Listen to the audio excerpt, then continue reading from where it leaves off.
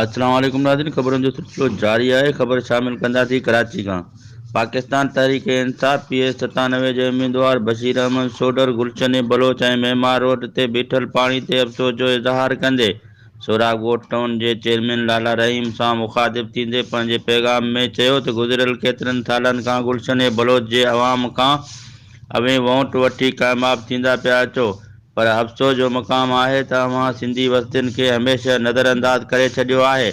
هن چيو ته اوهان شهر قائد کراچي جي سنڌي بستين کي کنڊرال ۾ تبديل ڪري ڇڏيو آهي. گلشن بلوچ جي روڊ رستن سميت مسجد آڏو 3 فٽ پاڻي بيٺل آهي. دماغي توڙي مسجد ۾ ديني تعليم پڙهائڻ لاءِ ايندڙ معصوم ٻارن ۽ ڪنهن ایمرجنسي ۾ مريض کي کڻي وڃڻ جي لاءِ ايمبولنس لاءِ به رستو ناهي. هن چيو ته هتي ماڻهو پيدل ئي نٿا هلي سگهن.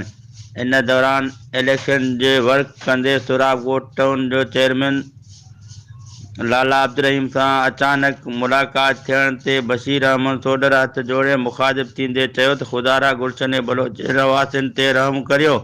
جيڪڏهن پڪيون گهٽيون روڊ رستا ٺاهرائي نٿا ڏيئي سگهو ته کم سے کم هتان جي رهواسين کي سيوريج لائن جو ڪم ڪرائي ڏنو وڃي. گلشن بلوچ جي رهواسين جون پريشانيون دور ڪيون وڃن ۽ هن چيو ته انشاء الله انهي تڪ مان ڪامياب ٿي ڪري اسان جي پهرين ترجيح سنڌي ڪراچي جي سنڌي بستين ۾ ترقياتي ڪم ڪرائڻ هوندو. بسم اللہ الرحمن الرحیم. آج میں یہاں PS97 کے گوٹھ گلشن بلوچ اور غریب نواز محلہ میں آیا ہوں. آپ اگر کیمرہ مین آپ کو دکھا سکے تو یہ گوٹھ کی حالت ہے، کتنا پانی کھڑا ہوا ہے. یہ ہمارے ساتھ مسجد ہے، اس کی بات جو ہے نا وہ تصویر آتی ہوگی. یہاں بہت بڑی دشواری ہے نمازیوں کو. وہ جو بچے چھوٹے چھوٹے بچے ہیں جو پڑھنے جاتے ہیں ان کو مطلب ہر قسم کی یہاں تکلیف ہے، پریشانی ہے. اور یہاں کا جو ٹاؤن ناظم ہے لالا رحیم ہے، میں ان کو میسیج دینا چاہتا ہوں تو اللہ تعالیٰ نے آپ کو عقل بھی دیا ہے، فہم بھی دیا ہے، اور اللہ تعالیٰ نے آپ کو سیٹ بھی عطا کی ہے، مگر آپ ناشکری نہ کرو. آ کے ان غریبوں کا حال دیکھو اور اس گوٹھ میں ایک دفعہ آ کے دیکھو تو صحیح. یہاں بھی انسان رہتے ہیں، آپ کی بھی ضرورت ہے تو ان لوگوں کی بھی ضرورت ہے. آپ انسان ہو، اس طریقے سے یہاں بھی انسان رہتے ہیں.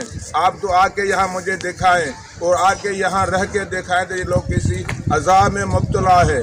اور میں آپ کو بتانا چاہتا ہوں، انفارم کرتا ہوں، لہذا انشاءاللہ یہ الیکشن گزرے گی. یہ ہمارا حق ہے. گورنمنٹ کی ٹیکس آتی ہے، ہم لوگوں کے ٹیکس کا پیسہ ہے.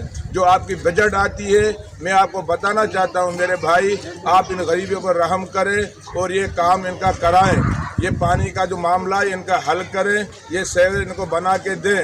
دوسری صورت میں یہ ہے تو ہمارا احتجاج کرنا حق ہے.